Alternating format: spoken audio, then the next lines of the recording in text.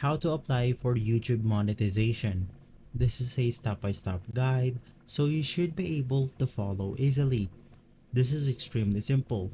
All you have to do is to navigate through the account that you want to apply for monetization in YouTube, and once inside that specific account, you can just go ahead and click on your profile icon at the top right corner of your screen, and from there you will be able to see an option called YouTube Studio.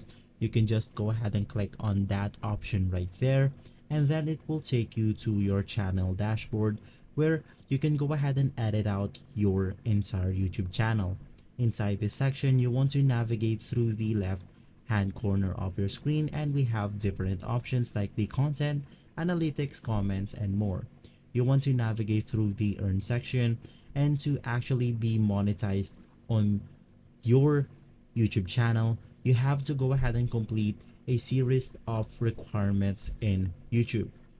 So in my case, I don't have the monetization yet available on my country, but you can just go ahead and click on this button right here, and it will show you sorts of different requirements to apply for the monetization.